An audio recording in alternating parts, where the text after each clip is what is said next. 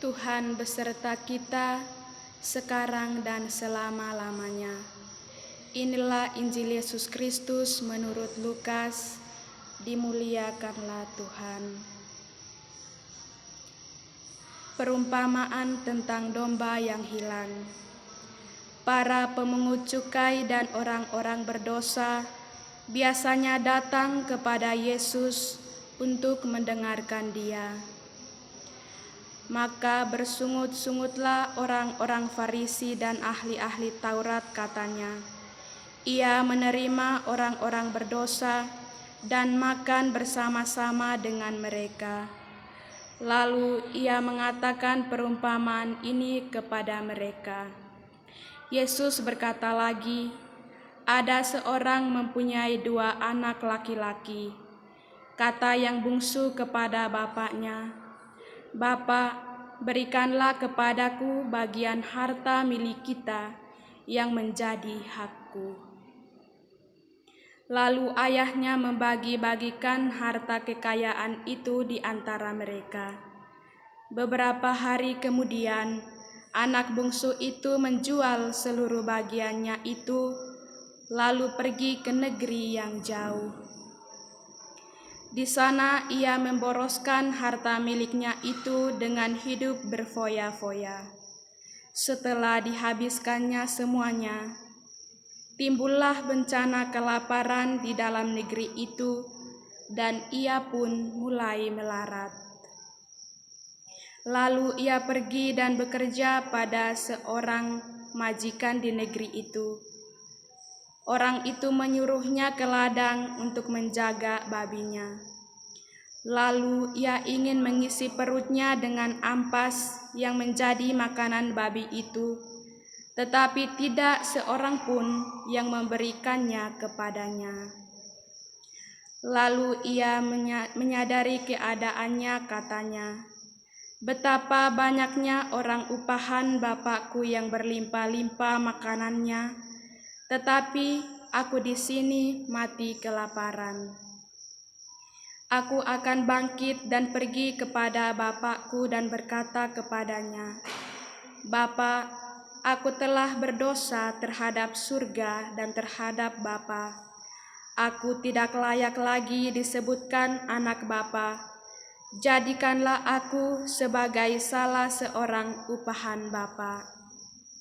Maka bangkitlah ia dan pergi kepada bapaknya.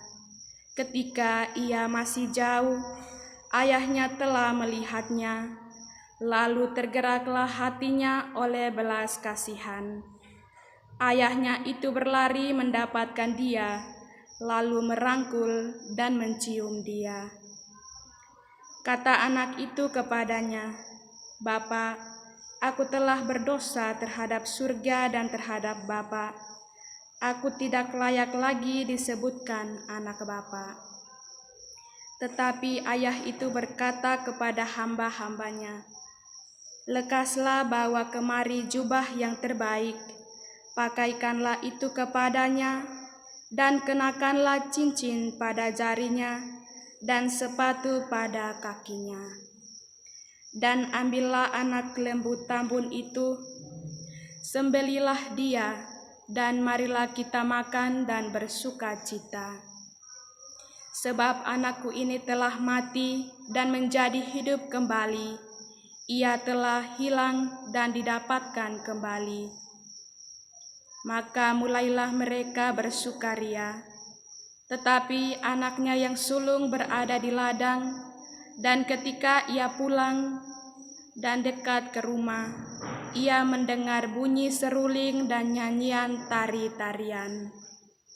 Lalu ia memanggil salah seorang hamba dan bertanya kepadanya, apa arti semuanya itu? Jawab hamba itu, 'Adikmu telah kembali, dan ayahmu telah menyembelih anak lembu tambun, karena ia mendapatnya kembali dengan sehat.' Maka marahlah anak sulung itu, dan ia tidak mau masuk. Lalu ayahnya keluar dan berbicara dengan dia, tetapi ia menjawab ayahnya, katanya, Telah bertahun-tahun aku melayani Bapa, dan belum pernah aku melanggar perintah Bapa. Tetapi kepadaku belum pernah Bapa memberikan seekor anak kambing untuk bersukacita dengan sahabat-sahabatku. Tetapi baru saja datang anak Bapa yang telah memboroskan harta kekayaan Bapa bersama-sama dengan pelacur-pelacur. Maka Bapa menyembelih anak lembu tambun itu untuk dia.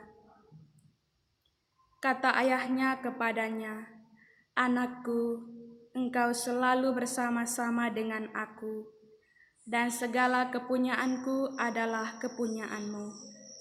Kita patut bersukacita dan bergembira, karena adikmu telah mati dan menjadi hidup kembali.